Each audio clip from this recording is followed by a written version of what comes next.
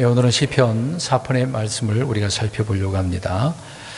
5절 말씀을 중심으로 해서 주님을 신뢰하는 자가 의의 희생물을 드린다. 의의 희생물을 드리고 주를 신뢰할지어다라고 말씀하고 있는데 얼마만큼 주를 신뢰하는 자인지 그냥 희생물도 아니고 의의 희생물을 드리는 것을 보게 되어집니다. 시편 4편 우리가 살펴볼 텐데요. 표제에 보면 느기노스에 맞추어 악장에게 준 다윗의 시다라고 되어져 있습니다. 표제 이제 시편에 보면 대부분 많은 부분에 있어서 이렇게 기록하고 있습니다. 이 말은 느기노시라고 하는 말은요, 아주 이제 시편 4편을 이해하는데 좀 도움을 주는 아주 중요한 부분이라고 볼 수가 있습니다. 느기노스에 맞춰 이렇게 말한 표현은, 그러니까 이 시편이 현악기에 맞춰서 부른 노래인데 수금이나 비파 또 현악기로 연주한 노래라는 그런 사실을 말해줍니다. 그러니까 그냥 우리가 글로서 읽을 뿐이지 과거에는 이렇게 악기를 사용해서 이렇게 불렀다라고 하는 것입니다. 그러니까 노래로 이 말씀을 만들어서 이제 불렀다는 얘기가 되는 거겠죠. 시편 150편 중에서 느기노스에 맞췄다라고 하는 이런 시가 총 6개입니다. 4편, 6편, 또 55편, 61편, 67편, 76편에 이렇게 나와져 있습니다. 그 외에 또 다른 표현이 우리가 이제 다음 주에는 느힐롯이라고 되어져 있고 또 뭐 시가연이라고 되어 있고 여러 가지 표현에 그런 음악적인 용어를 사용하고 있는 것을 봅니다. 근데 시편은 단순히 시로만 기록된 것이 아니라 말씀드린 것처럼 노래를 부르고 연주용으로 지어진 것들이 굉장히 많다라고 하는 것입니다. 그래서 곡조나 연주와 관련된 용어들이 자주 사용되어지고 있다 라고 하는 거죠. 셀라도 그렇지 않습니까? 잠시 멈춰서서 하나님을 깊이 생각하고 찬양하는 그런 부분이 되겠죠.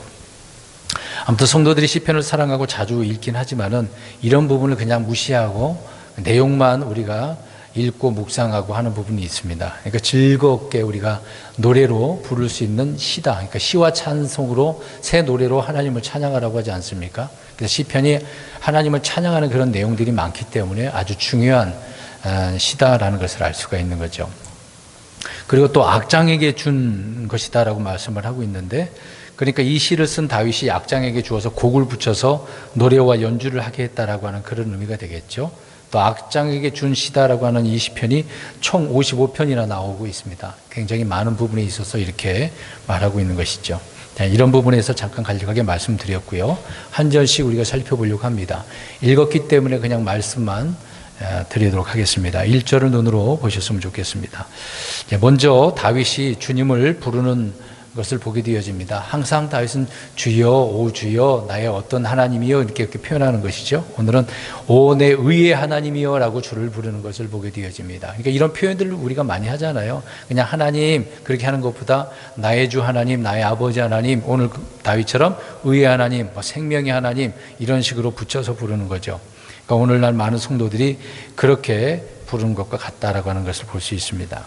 하나님은 의로우신 분으로서 의의 하나님이라는 것을 다윗은 알고 강조를 하고 있는 것이죠. 그러니까 의라고 하는 것은 뿌리, 근본이라는 것입니다. 아주 중요한 의가 무엇인가를 설명을 해주고 있는 거죠. 그러니까 하나님은 의의 하나님이다라고 표현하고 있습니다. 그럼 의가 아닌 것은 뭐겠습니까? 반대로 불의가 되겠죠. 이 부분에 잠깐 말씀드리면 의가 아닌 것들은 여러 가지 많은 부분이 있는데 잠깐 그냥 말씀만 드리도록 할게요.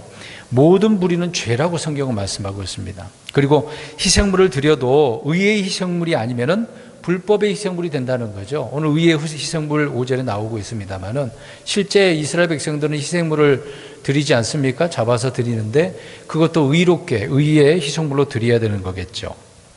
그렇지 않을 경우에는 불법의 희생물, 하나님은 안 받는다는 거죠. 이사야 1장을 보면 우리가 확연히 알 수가 있습니다. 또 의가 없는 사랑은 불륜이라는 거죠. 의가 있어서 서로 사랑해야 되는 건데 그렇지 않고 딴 마음이 있다고 한다는 것은 말도 안 되는 것이죠. 또 의가 없는 교육은 사회에 악을 양산해내는 그런 교육들입니다. 세상의 교육이 굉장히 발전하고 있지 않습니까? 발전을 하긴 하지만은 성경적으로 볼 때는 더 부패하고 있다는 것을 알 수가 있습니다. 왜요? 성경대로 가르치는 게 아니라 더 악한 것을 조장하기 위해서 법을 만들어 놓고 그런 것들을 교육하고 있기 때문에 잘못되어 가고 있는 것이죠. 그러니까 세상의 교육은 더 타락한 교육이다라는 것을 알 수가 있습니다. 의가 없는 권력은 독재고 폭력이다라고 성경도 말씀하고 있고요. 또 의가 없는 대가는 불의의 대가라고 합니다. 의가 없는 삭은 불의의 재물이라고, 불의의 만몬이라고 말씀하고 있습니다. 의가 없는 선물은 또 뇌물이가 되겠죠. 이제 많은 부분이 있어서 잠언에 이렇게 기록을 하고 있는 것이죠. 그래서 성경은 온통 이런 의가 무엇인가, 불의가 무엇인가를 정확하게 말씀을 해주고 있습니다. 대부분 의에 대해서 말씀을 하고 있는데, 이게 이제 불의, 의가 아닌 것 말씀드렸는데, 의가 뭔가라고 할 때는 성경의 의의 법, 의의 길, 의의 해, 의의 직무, 의의 종, 의의 병기, 의의 열매, 의의 소망, 의의 흉배, 또 의의 말씀 굉장히 많죠. 온통 이런 의를 말씀하고 있습니다. 그러니까 하나님이 지금 다윗은 어떤 하나님이라고 표현합니까? 의의 하나님. 그러니까 하나님은 의의 하나님이니까 성경에 의가 무엇인가를 우리가 알고 그 하나님을 높여야 되는 거잖아요. 모르고 하나님을 섬긴다? 그럼 말이 안 되는 겁니다. 그러니까 앞에서 말씀드린 것처럼 불의하면서 하나님을 섬기는 경우가 너무도 많다는 거죠. 우리는 그런 실수를 하지 않기 위해서 오늘 다윗이 말하는 의의 하나님을 이해를 해야 할 필요가 있는 것입니다. 주 예수님의 의는 하나님의 의라고 또 말씀을 하고 있는 거죠. 말씀도, 주의 말씀도 의의 말씀이라고 하고 있고, 주의 왕국의 홀은 의의 홀이라고도 그렇게 표현하고 있습니다. 많은 부분에 그렇게 표현하고 있다는 겁니다. 근데 우리는 어떻게 의롭게 되었습니까? 믿음으로 말미암아 의롭게 되었죠. 믿음으로 말미암는 또 의의 상속자가 되어졌습니다. 그냥 상속자라고 하지는 않았습니다. 거기에다가 의의 상속자라고 붙여놨죠. 주님이 그렇게 하신다고 하셨기 때문에 그것은 올바른 의이기 때문에 그러는 것입니다. 근데 우리 하나님은 죄를 알지 못한 예수 그리스도를 우리를 위해서 죄가 되게 하셨다라는 말씀이 있지 않습니까? 왜 그렇게 하셨겠어요?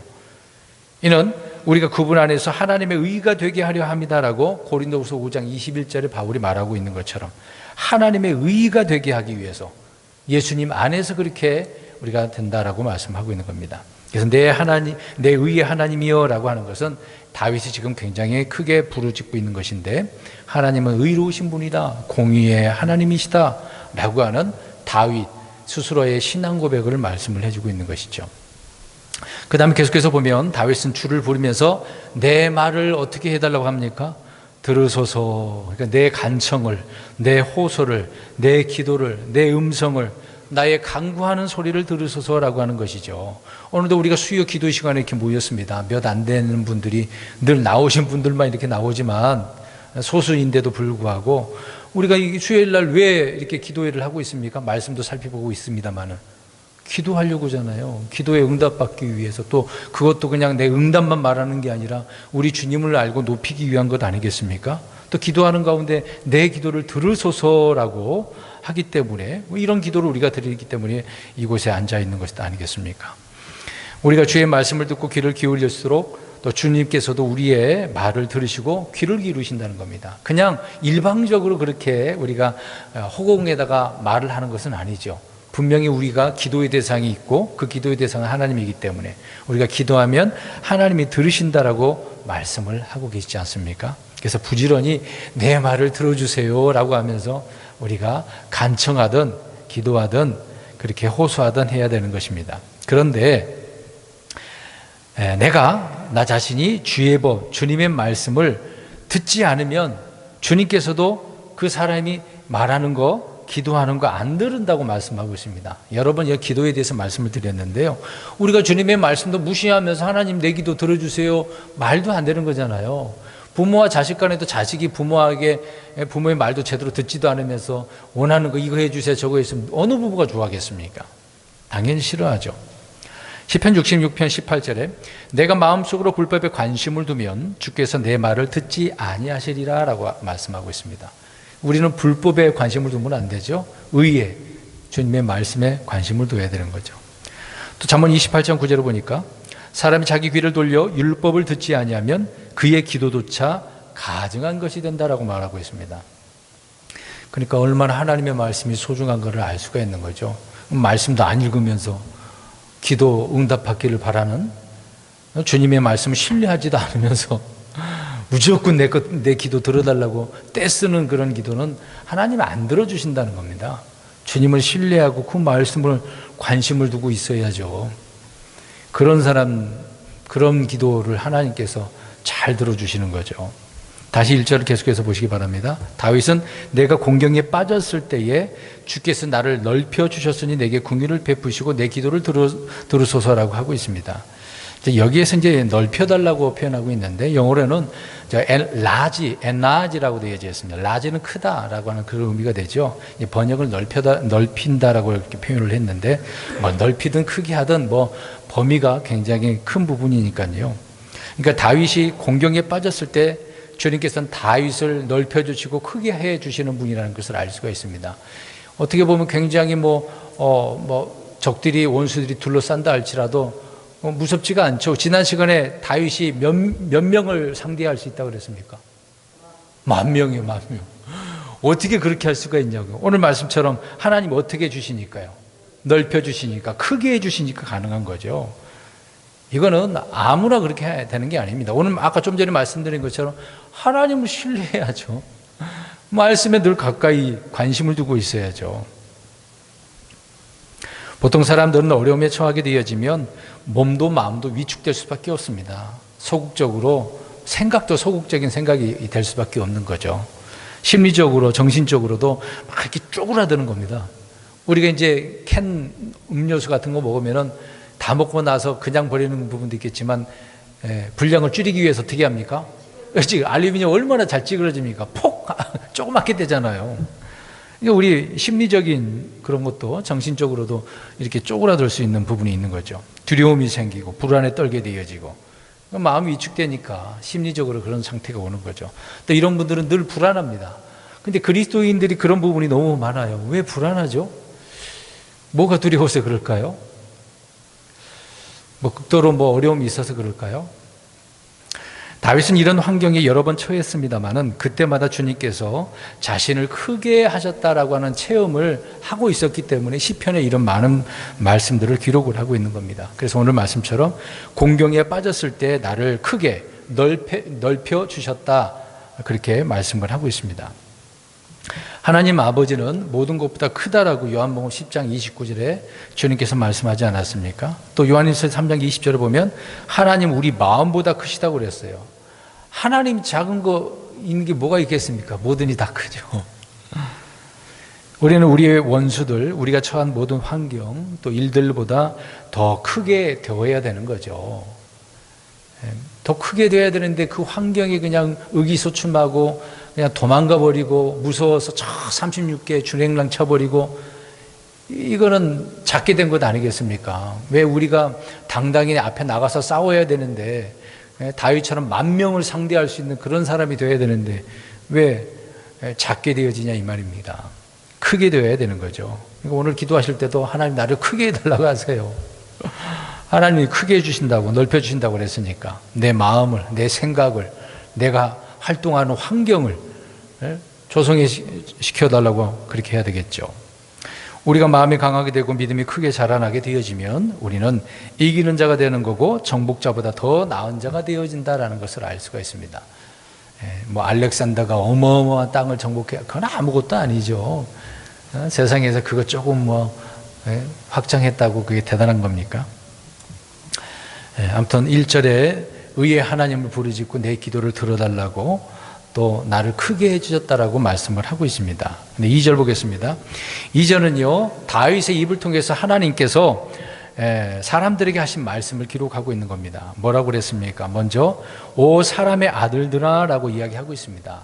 물론 이제 시편 다윗이 썼으니까 유대인들에게만 표현할 수도 생각하는 부분도 있겠지만 꼭 그렇지는 않습니다.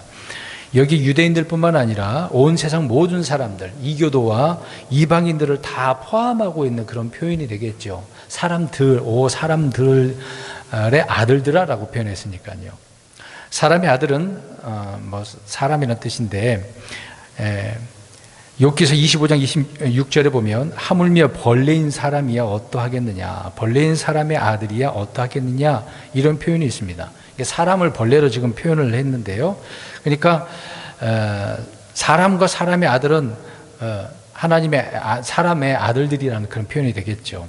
그런 의미의 모든 사람들을 다 포함하고 있다, 그 얘기를 잠깐 말씀을 드렸습니다. 그러면서 계속해서 2절 보니까 이런 표현합니다. 너희가 어느 때까지 내 영광을 바꾸어 수치가 되게 하려느냐. 누가 그렇게 했다는 얘기입니까? 사람의 아들들이, 사람의 아들들이 하나님의 영광을 바꾸어 버렸다는 얘기예요. 오히려 그 영광을 수치가 되게 만들었다.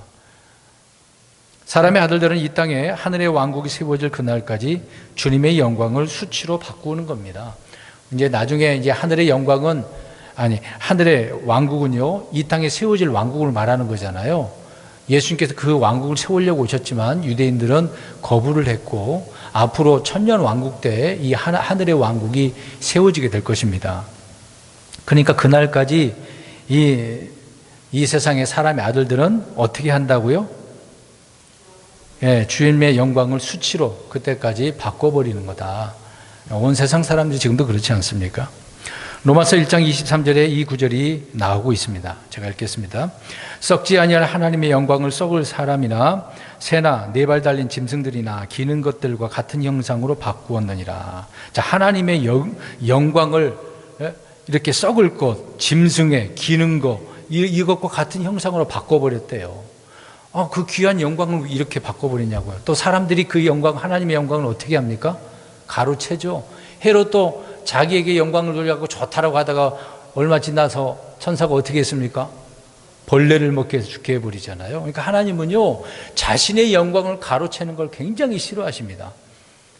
그러니까 사람들은 이런 영광을 가로채고 수치거리를 만들었으니까 하나님이 가만 내버려 두겠습니까? 그러니까 하나님을 두려워하지 않는 자들은 이렇다는 얘기죠. 오늘 사람들의 아들들이 그렇게 하고 있다, 그 얘기입니다. 그래서 사람들은 신을 찾고 경배한다면 신전을 또 만들고 신상을 만들고 거기다 희생물을 드리고 절하고 분향을 하게 되어지죠. 그것이 이스라엘 백성들이 가나안 땅에 들어가서 한 일이 아닙니까? 그래서 하나님은 분노했다고 하잖아요. 가만히 둘 수가 없었습니다. 말을 해도 정신 못 차리니까 꼭 그럴 때는 하나님은 주변 민족들을 통해서 그들을 심판하는 경우가 많았지 않습니까? 하나님을 알지 못한 이들은 자신들의 손으로 만든 것을 하나님처럼 경배하는 겁니다. 그러니까 그렇게 수치거리로 만들었다는 얘기, 헛된 것들로 만들어버렸다, 그 얘기입니다. 마음이 타락한 죄인들은 하나님의 진리를 거짓으로 바꾸고 또 창조자보다 창조물을 더 경배하고 섬기는 것을 보죠. 해, 달, 별도 어떻게 생각하죠? 신으로 그걸 경배하잖아요. 천사 숭배도 하지 않습니까? 또 가톨릭 같은 경우에는 성인 숭배도 하잖아요. 말도 안 되는 그런 일들을 하고 있습니다. 그런데도 성경이 그렇게 그런 형상 만들지 말라고 하는데도 그렇게 하고 있습니다. 좀 그런 구절을 눈으로 보면서도 그게 안 믿겨진다는 게, 잘못됐다는 걸 딱 말이 나와야 되잖아요. 성경을 믿는다고 한다면. 그러니까 성경을 안 믿고 사람의 말을 믿으니까 그러겠죠. 계속해서 2절 보겠습니다. 너희가 어느 때까지 헛된 것을 사랑하며 거짓말을 구하려느냐. 누가요? 사람의 아들들이 헛된 것을 사랑하고 거짓말을 구한다. 사람의 아들들이 얼마나 오랫동안 헛된 것을 사랑하고 거짓말을 추구할 것 같습니까? 복음을 듣고 회심할 때까지요? 구원받을 때까지? 주를 두려워하고 악을 미워할 줄 아는 그때까지요? 뭐 그럴 수도 있겠죠. 또 물리적으로는 우리 주님께서 이 땅에 오셔서 모든 헛된 것과 거짓된 것을 없앨 때까지, 주님께서 통치하시는 그 왕국에서는요, 사람의 아들들이 의와 화평을 추구하게 되는데, 그러니까 지금은 죽을 때까지 헛된 것을 사랑하고 거짓말을 추구한다는 겁니다. 주님이 오시기 전까지 그렇게 한다는 얘기죠. 요한복음 3장 19절을 보니까요, 진리를 미워하고 빛을 거부하는데 그 이유는 자기 행위가 악하기 때문에 그렇다는 겁니다. 그러니까 지금 많은 사람들이 이렇게 헛된 것을 사랑하고 거짓말을 구하는 것은 자기 행위가 어떻기 때문에요? 악하기 때문에. 악하니까 그러는 거예요. 선한 사람은 그렇게 할 수가 없습니다. 악하니까 그래요. 그러니까 우리 주변에 이런 것들을 행하는 사람은 악해서 그런다라고 생각하세요. 그 사람이 뭐 부족해서 몰라서가 아니라 어떻다고요? 악해서 그러는 거예요. 주변에 우상을 섬기는 사람들 다 악해서 그런 겁니다. 성경이 그렇게 말씀하고 있는 겁니다. 어둠에 속한 자는 빛보다 어둠을 더 사랑한다고 말하고 있습니다. 또 마귀에게 속한 자는 선보다 악을 더 사랑하고 헛된 것을 사랑하고 거짓말을 더욱 사랑한다고 시편 52편에도 기록을 하고 있습니다. 그래서 성경에 이는 사람의 마음이 모든 것보다 사악하고 거짓되기 때문이다 라고 말씀하고 있습니다. 우리가 지금 여기 앉아 계신 분들도 있겠습니다만 어떻습니까? 우리 마음은 오직 선한 것으로 가득 차 있나요? 그러지는 않죠. 저를 믿는 주님께서 우리를 의로운 자로 해주셨는데 여전히 우리 육신의 몸, 육신의 생각들로 인해서 잘못된 것들이 많이 있죠. 근데 불신자들은 말로 표현할 수가 없습니다. 마음이 거짓되고 사악하고 그런 상태에 있는 거죠. 그래도 우리는 그들보다 나아요. 왜요? 주님께서 이런 우리들이지만 의롭다고 해주시니까, 주님의 의가 있으니까. 3절 보겠습니다. 사람의 아들들이 주님의 영광을 수치로 바꾸고 헛된 것을 사랑하고 거짓말을 추구한다 하더라도 이제 주님께서는 자신을 위해서 누구를 따로 떼어 놓으셨다라고 이야기합니까? 하나님을 따르는 자, 경건한 자죠. 하나님을 따르는 자를 주님께서 따로 떼어 놓으셨대요. 그러면 이렇게 보겠습니다. 여기 계신 분은 하나님이 따로 떼어 놓으신 분들입니까? 아멘. 할렐루야. 그렇죠. 하나님은 어느 시대에나 소수의 남은 자를 꼭 남겨두시더라고요. 성경에도 보면 꼭 남은 자 얘기하잖아요. 이스라엘 백성들이 잘못해서 포로로 잡혀갔을 때도 소수를 남겨놨어요. 비록 그들이 연약하고 가난한 자들인 부분도 있겠습니다만은 물론 거기에 나쁜 사람도 있겠죠. 그래도 믿음의 사람도 남겨두시기도 하죠. 물론 포로로 잡혀갔다고 해서 다 나쁜 사람은 잡혀간 건 아니거든요. 신실한 사람도 잡혀갔으니까. 우리가 알다시피 바알 숭배자들로 가득 찼던 이스라엘에게 몇 명을 남겨놨다고 그랬습니까? 7,000명. 바알에게 순종하지 않는, 무릎 꿇지 않는, 그 입으로 경배하지 않고 찬양도 하지 않는 그런 자를 하나님께서는 따로 7,000명을 남겨놨대요. 근데 엘리야 입장에서는 어때요? 자기만 남은 줄 알고. 우리는 그렇게 생각할 수도 있습니다. 그러나 하나님은요, 곳곳에다가 숨겨놓으셨어요. 또 그런 자들을 통해서 하나님이 일을 하시겠죠. 배교의 시대에 유대 땅의 주님은 그래서 소수의 남은 자들을 남겨뒀다라고 이사야 1장 9절에 말씀을 하고 있습니다. 지금도 마찬가지겠죠. 아무리 악해도 믿음의 사람들은 꼭 있습니다. 유대인들이 주를 십자가에 못 박으라고 외쳤던 그때에도 소수의 남은 자들은 분명히 있었습니다. 사도 바울이 로마서 9장 29절에 말씀을 하고 있어요. 그러니까 그 소수의 남은 자가 나라고 생각하면 정말 감사한 일이죠. 근데 내가 아니라고 생각해 보세요. 정말 불쌍한 겁니다.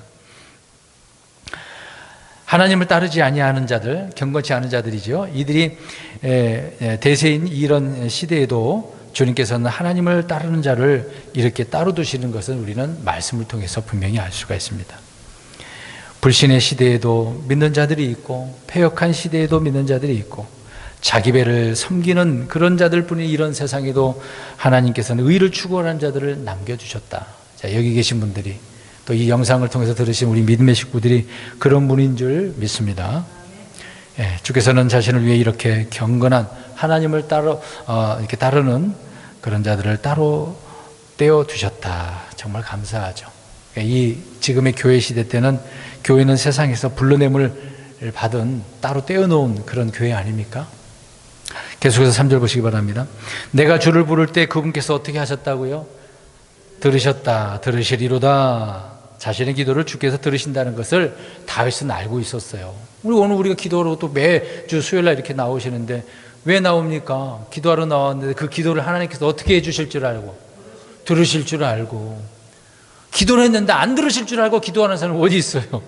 들으실 줄 알고 기도하는 거지. 그래서 다윗은 하나님께서 그렇게 들어주신다는 것을 알고 확신하고 고백하고 있는 것을 봅니다. 그러니까 성도들이라고 한다면 누구나 기도할 때에 들으신다는 것을 알고 열심히 구하셔야 돼요. 한 가지를 구하든 100가지를 구하든 하나님께서는 알아서 들으시고 응답해 주시지 않겠습니까? 100가지 다 들어주시면 정말 감사하겠죠. 근데 그 중에 우리가 나는 그걸 하나님께 들어주실 줄 그렇게 생각했습니다만은 하나님께서 판단하실 때 그건 안 들어줘도 되겠다라고 안 주실 수도 있는 거잖아요. 그래도 감사하는 거고. 근데 육신의 것은 주님께서 원하지 않으신다면 의의 것들을 주님께 이루어달라고 해야 되겠죠. 우리 성경 한 구절 보겠습니다. 요한일서 5장 14절 15절. 이 말씀을 좀 우리가 늘 기억하고 이 말씀대로 주님께 구했으면 좋겠습니다. 확신이죠, 확신. 요한일서 5장 14, 15절 두 구절을 읽겠습니다. 요한일서 5장입니다. 14, 15 시작. 그분 안에서 우리가 가진 확신은 이것이니 곧 우리가 그분의 뜻대로 무엇이든 구하면 그분께서 우리 말을 들으신다는 것이라. 우리가 무엇을 구하든지 그분께서 우리 말을 들으시는 줄 우리가 알거든. 우리가 그분께 구하여 청원한 것들을 우리가 얻는 줄 우리가 아느니라. 자, 우리가 안 돼요. 이런 확신이 있는 거예요. 왜? 그분의 뜻대로 무엇인지 구하면. 그러니까 하나님의 뜻에 합당해야 되겠죠, 구하는 것도.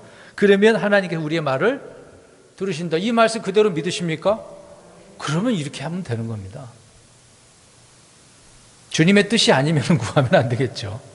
내 뜻대로 마옵시고 아버지 뜻대로 되어지는 주님의 뜻을 구하는 겁니다. 분명히 이 구절의 말씀처럼 주께서 들으신다, 응답하신다, 구하는 것을 얻는다는 것을 알려면 그분의 뜻대로 구하면 되는 것이죠. 자, 이제 4절, 오늘 시편 4편 4절을 보겠습니다. 경외심을 품으라고 되어져 있습니다. 경외심을 품어야 된대요. 이 두려움이잖아요. 다윗은 주님의 두려움, 이제 뭐 우리나라 말로 경외라고 해놨습니다. 이제 두려움이죠. 영어로는 어라고 AWE라는 단어인데 그냥 어라고 하는 그렇게 영어로 발음만 합니다. 이것은 두려움이에요. 주님의 말씀에 두려움 가운데 지금 다윗은 서 있다라고 이야기를 하고 있는 겁니다. 사람이 죄를 짓지 않으려면요, 주님의 두려움이 있어야 돼요. 말씀의 두려움 가운데 늘 그렇게 살면서 서 있어야 된다. 또 시편 119편 11절에 말씀을 마음에 숨겨두고 있어야 된다. 꾸준히 그 말씀을 기억하고 구하게 되어지면 진리를 알게 되고 또 진리를 통해서 요한복음 8장 32절처럼 자유케 하신다는 것 아니겠습니까? 또 의에 대해서 깨어있고 주를 아는 지식에서 우리가 자라나야 되겠죠. 주님 안에 구하는 것입니다. 그렇게 되어지면 우리가 죄를 짓지 않고 주님 안에 있게 되어지는 거죠. 그러니까 다시 간략하게 말씀드려서 다윗이 고백하는 것처럼 하나님을 어떻게 해? 무슨 마음을 품어야 된다? 경외심, 두려움이 있어야 된다. 그러니까 하나님도 안 두려워하는 자들이 많아요. 우리 신약에 예수님께서 어떤 그 과분과의 누구의 그 요청을 처음에 안 들어주려다가 들어준 부분 있잖아요. 그 사람이 뭐라고 그랬습니까? 자기는 하나님도 안 두려워하는 사람이라고 그랬어요. 대단한 사람이에요. 나도 귀찮게 하니까 들어줘야 되겠다고. 지금 이 세상 많은 사람들이 하나님을 안 두려워하죠. 그러니까 아까도 말씀처럼 악하니까 그렇게 살아가는 것입니다. 다시 4절에 잠자리에 누워 너희 마음과 이야기하고 잠잠히 있을지어다 라고 말하고 있습니다. 다른 표현으로 표현한다면요, 마음과 이야기한다는 말은 심사숙고하는 거예요. 그것도 잠자리에서. 그럼 잠자리에서 심사숙고한다? 마음과 이야기, 내 마음은 내 마음과 같이 이야기를 하는 거예요. 내 속에서. 이게 무슨 표현이에요? 우리 때로는 침상 위에서 뒹굴고 자고 TV도 보고 인터넷도 하고 영화도 보고 그렇게 하잖아요. 일상생활에서 그렇게 하지 않습니까? 근데 오늘 다윗은 어떻게 했대요? 하나님과 내 속에서 마음과 마음이 이야기한다는 거예요. 그 말이 뭡니까? 침상에서 묵상한 거예요. 말씀 묵상하는 겁니다.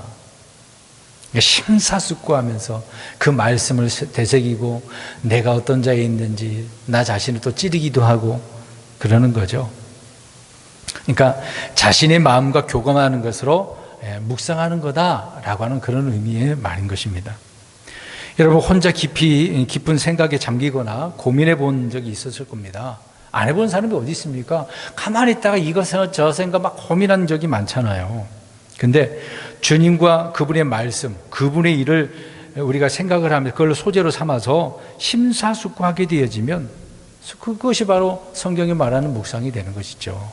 그러니까 우리가 이런 일을 좀 많이 했으면 좋겠습니다. 자기 전에 물론 바로 그냥 피곤하면 누워서 자버리는 경우도 많지만 주님을 잠깐이라도 우리가 생각하면서 또 말씀을 생각나는 것이 있으면 잠시 읊조리고 그러다가 잠들면 얼마나 좋겠습니까? 네, 하루 종일 아침에 일어나가지고 아무 생각도 없다가 또다시 잠자리에다 아무 생각 없이 자버리면 그 하루가 무슨 의미가 있겠습니까? 많이 바쁘겠습니다만은 그래도 짧은 시간이라도 그 잠자리에서 오늘 다윗처럼 주님의 말씀을, 주님의 일을 묵상할 수 있는 저와 여러분이 되었으면 좋겠습니다. 그러면서 잠잠히 있을지어다 라고 표현합니다. 영어로는 이제 be still이라고 하는 그런 의미를 사용을 했는데, 뭐 예수님께서 이런 표현도 했죠. 갈릴리 호수에서 바람과 바다를 꾸짖었을 때 잠잠하라고 했지 않습니까? 고요하라고. peace be still이라고 하는 그런 의미로 똑같은 단어를 사용을 했습니다.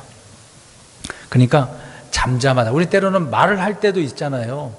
하나님 앞에 어떤 기도도 해야 되고 부르짖어서 말할 때도 있는 부분도 있겠습니다만 때로는 잠잠하게 있어야 될 때도 있는 겁니다. 그때는 아무것도 하지 말고 가만히 있고 주님께서 뭔가 하시기를 바라는 거. 예를 들어서 이집트에 추격을 받은 이스라엘 백성들은 홍해 앞에서 부르짖었잖아요. 근데 그때 하나님께서는 모세에게 말씀합니다. 백성들에게 뭐라고 그래요? 야, 그렇죠. 가만히 있어.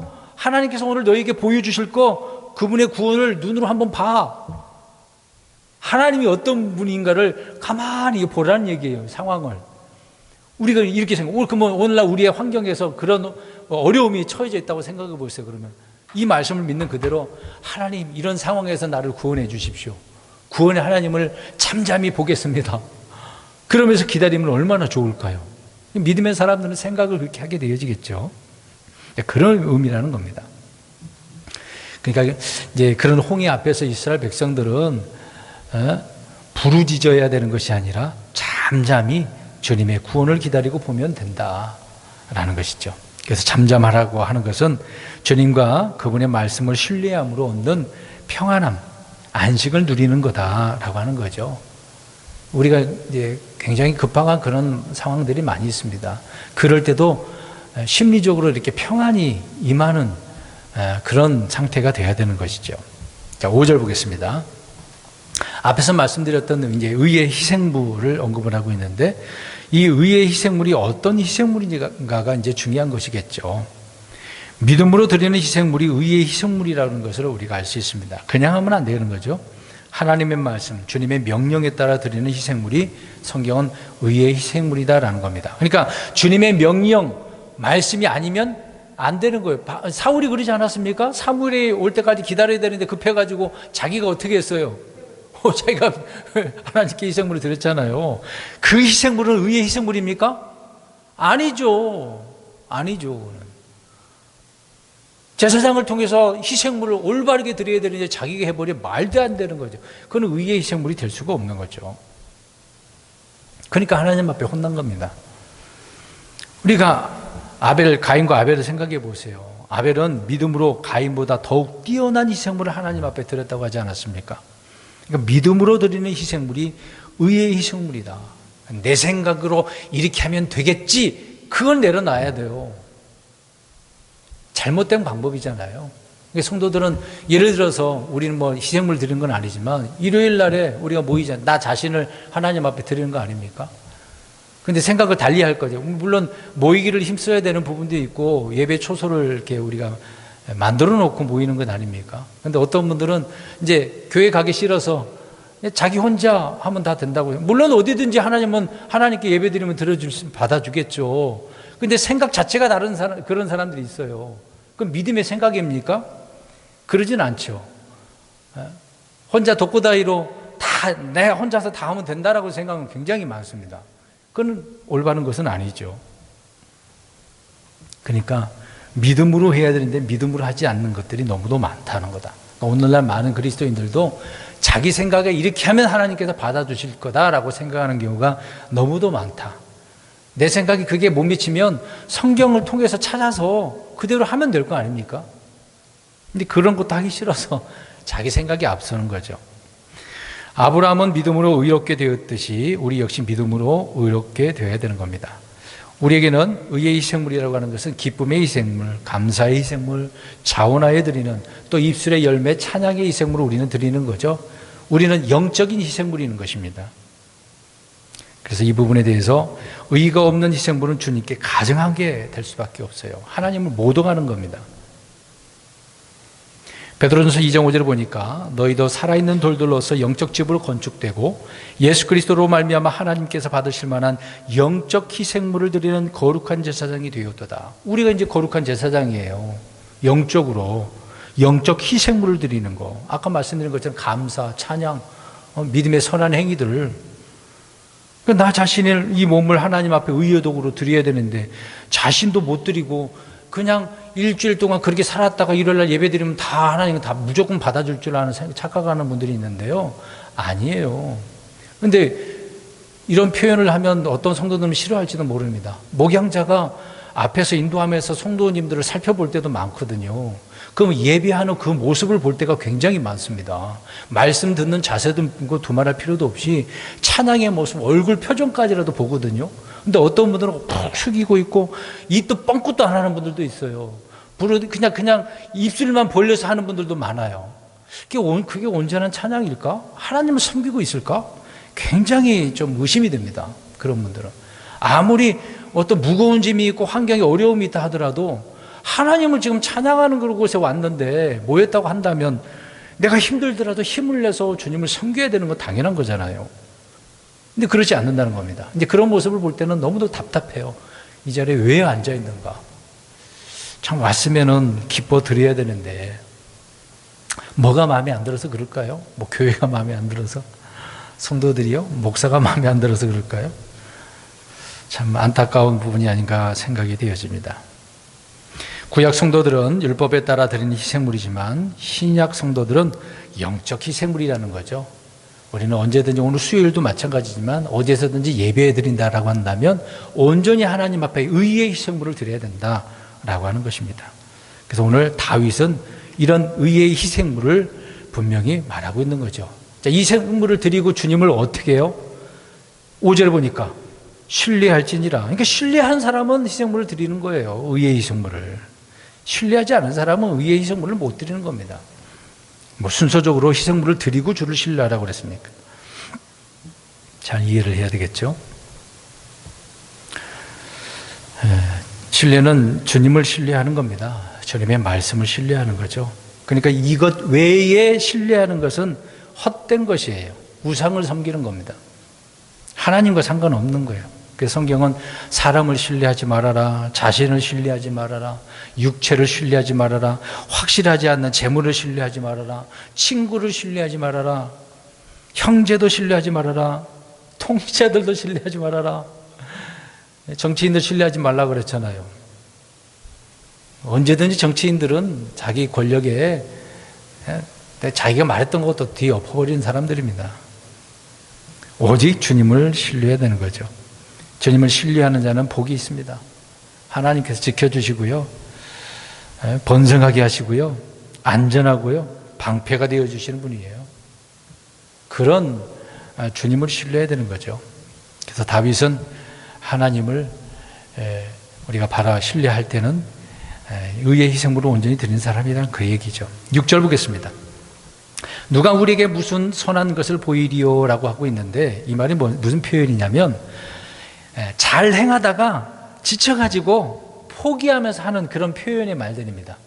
어떤 상황에 와가지고. 그러니까 다윗도 주변에 이런 사람들이 많았어요. 너무도 극심한 이런 상황이 누가 우리에게 여기에서 건져주랴, 누가 여기에서 우리를 좋은 것들로 선한 것들로 해결해 주랴, 이제 이런 표현을 하는 겁니다. 그러니까 고난에 처할 때 절망하던 사람들이 이런 표현들을 탄식하면서 하는 거죠. 그래서 내 앞에 무슨 선한 일이 있느냐, 좋은 일이 있느냐 걱정하면서 불평하면서 이런 표현들을 한다, 그 얘기인 것이죠. 근데 우리 주님께서는 나쁜 것, 악한 것을 주시겠습니까? 믿음의 사람들 하나, 오늘 다윗이 말하고 있는 것처럼 주를 신뢰하라고 그랬는데 주님을 신뢰하는 사람을 하나님께 나쁜 거 주겠냐고요. 생선을 달라고 그랬는데 뭘? 뱀? 빵을 달라고 그랬는데 막 돌 주겠어요? 하나님 그런 것을 주시지 않죠. 선한 것과 좋은 것을 보이시고 좋은 것을 주시고 좋은 것으로 만족하게 하시는 분이라고 말씀을 하고 있습니다. 그런데 사람들을 보고 세상을 보며 어떤 좋은 것도 보이지 않죠. 그러니까 하나님을 봐야죠. 하나님께 좋은 게 다 있는데 주님이면 다 만족해야 되는 것 아니겠습니까? 네, 그 정도의 믿음으로 세워져야 된다는 거죠. 저와 여러분은 앞을 보면, 지금 우리의 상황에서 앞을 내다보면은 미래가 희망차 보입니까? 파랑색처럼 행복해 보일까요? 그러진 않죠. 더 어렵습니다. 우리 자녀들도 있지만 우리 자식들을 보면서 뭔가 좋은 일이 있을까 그렇게 생각하는 부모도 있겠죠. 그러나 세상이나 사람들은요, 우리에게 어떤 선한 것도 보여주지 못합니다. 오직 우리 주님께서만 보여주시고 주시는 거죠. 그러니까 우리가 주님께 말씀을 드려야죠. 하소연하듯이 이렇게 하지 말자, 그 얘기인 것입니다. 그래서 6절에 이렇게 말하고 있잖아요. 누가 그런 말을 했다고 그랬어요? 6절에 써 있잖아요. 많은 사람이 이렇게 얘기한대요. 근데 우리는 그렇게 하지 말자 얘기해요. 누가 우리에게 선한, 아니요, 그런 표현이 아니라 우리에게는 누구예요? 주님께서 우리에게 선한 것 주신다, 좋은 것 주신다 그래야지. 누가 우리에게 이런 상황에서 건져주고 선한 것, 꼭 하나님이 준 것처럼 표현한 게 아니에요. 여기 말은 사람들은 이렇게 잘못 표현한다는 거죠. 다시 6절 보시기 바랍니다. 주여, 주께서는 주의 얼굴에 빛을 드사 우리에게 비추소서라고 이야기합니다. 그러니까 얼굴빛을 생각해 보세요. 우리 일상에서 얼굴빛, 그러니까 안색이라고 하잖아요. 얼굴색. 우리가 서로 만날 때의 얼굴 표정들도 많이 보지 않습니까? 안색이 어떤가? 그래서 안색이 좋은가? 안 좋은가? 뭐 안색이 변했네? 이런 표현 하지 않습니까? 또 건강이 뭐 갑자기 창피해지면 건강 안 좋냐? 이런 표현 하지 않습니까? 그런 말을 하고 있는 거죠. 그래서 주님의 얼굴빛을 지금 어떻게 하래요? 드사, 주님 내게 들어주세요. 내게 비춰주세요. 이런 표현하고 있네요. 우리 가인 생각해 보겠습니다. 주님께서 자신과 자신의 희생물을 받아주지 않으니까 가인의 얼굴빛이 어떻게 됐어요? 변했어. 좋은 쪽으로 변한 게 아니라 화가 났어. 막 얼굴이 붉어진 거야. 짜증나고 화가 난 거야. 내 건 왜 안 들어주는데? 기분 나쁘네. 하나님께 내가 드린다고 들었는데 하나님 이런 하나님이다 있지? 뭐 이런 표현이 되겠죠. 라반도 마찬가지잖아요. 야곱이 재물을 이게 늘리게 되어지니까 얼굴빛이 변하지 않았습니까? 라반은 돈이면 다 된 거예요. 돈이면. 그 집에 처음에 갔을 때 야곱이 라헬에게 준 막 금가락지 은가락지 막 큰 게 있었잖아요. 보고서 폐물들 보고 우와 하고 또 하잖아요. 그때 설교 기억나시죠? 라반이 그런 사람이었어요. 눈에 금은 보아 돈 보이면 그대로 따라간 사람이었습니다. 근데 자기가 부자가 되는데 야곱이 잘 되고 막 재물이 늘어나니까 얼굴색이 달라지잖아요. 이제 그런 것은 잘못된 거겠죠. 다윗은 주께서 주의 얼굴빛을 드사 우리에게 비추소서라고 이야기합니다. 이것은 구원을 위한 기도죠. 나를 도와주세요. 건져주세요. 구원해 주세요. 그런 표현입니다. 시편 80편 3, 7, 9절에 3번이나 언급을 하고 있습니다. 그러니까 얼굴빛을 비추어서 구원의 은혜와 호의를 베풀어 달라고 하는 그런 의미로 기도하고 있는 내용의 말씀인 것이죠. 주님의 얼굴빛이 우리에게 향하게 되어지면 그 어려움에서 우리는 건짐을 받게 되어지는 겁니다. 7절 보겠습니다. 주님께서 마음속에 두신 기쁨은 큰 기쁨이고 또 영전하는 기쁨이고 구원의 기쁨 아닙니까? 잘 보세요. 주께서 내 마음속에, 자 보세요. 다윗이 스스로 자기 마음속에 기쁨을 둔 겁니까? 누가 뒀다 그랬어요? 주께서 주님의 기쁨을 주신 거예요. 내 안에 두었다라고 표현하고 있는 겁니다. 스스로가 막 기뻐 즐거워 그런 게 아니라 주님이 자기 마음속에, 저와 여러분에게도 주님께서 내 마음속에 기쁨을 두면 기쁠 수밖에 없어요. 그냥 저절로 막 웃음이 나오는 거죠. 상황도 어렵지만 그 기쁨은 영존하는 기쁨, 구원의 기쁨이기 때문에 그렇습니다. 자유와 평강과 안식이, 확신이, 소망이 넘치는 그런 것들이죠. 어떤 부모는 자기 아이를 보면 힘이 나고 기쁘다. 우리 자식만 보면 막 아기가 막 이쁜 짓 하면 막 힘이 난다고. 네? 그런 기쁨의 대상이 누구예요? 자식이죠.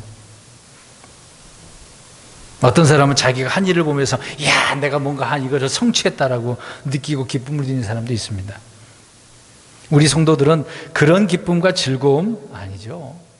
오늘 주님께서 우리 마음속에 기쁨을 두는 것, 그게 중요한 거죠. 그래서 바울이 데살로니가전서 5장 16절에 항상 어떻게 하라? 기뻐하라. 이 말은 주를 기뻐하라는 얘기예요. 항상 기뻐하라는 거, 주를 기뻐하라. 그 말씀을 기뻐하고 구원을 기뻐하고 주님께서 행하신 일들이 얼마나 놀라운지를 노래하면서 기뻐하라는 이야기가 되는 거겠죠. 그런 기쁨을 누가 빼앗아 가겠습니까? 못 뺏어가죠. 누가 뺏어가요? 하나님의 것인데. 마귀도 못 뺏어가요. 하나님이 갖다 뒀대는데 하나님이 뒀으면 누가 옮기겠어요? 내가 영적으로 성령으로 충만하지 않으면 그 기쁨이 물론 충만하지 않겠습니다만은 우리가 다시 성령으로 충만하면 주님의 기쁨은 얼마나 넘치겠습니까? 마지막 8절입니다. 사람이 누릴 수 있는 복 중에 아주 큰 복이 있네요. 저번 주에도 말씀드렸습니다만은 평안히 눕고 자리니, 악한 상황인데도 다윗은 잠을 잘 자는 사람이었어요. 참 대단한 사람이죠. 평안히 눕고 자기도 한다라고 하는 거. 1차적으로 몸에 이상도 없는 것이고 다음에는 마음도 이상이 없는 건 아니겠습니까? 몸도 마음도 평안한 거죠. 그래서 평안히 눕기도 하고 자기도 했다라고 표현을 하고 있는 겁니다. 주님의 말씀을 듣고 귀를 기울이는 자는 그래서 언제나 안전히 거하는 거죠. 재난의 두려움도 없고 질병의 두려움도 없고 사망의 두려움도 없고 사람의 두려움도 없고. 제가 얼마 전에 감염됐지 않았습니까? 코로나 오미크론에 걸렸잖아요. 걱정 하나도 없던데요, 걸려도.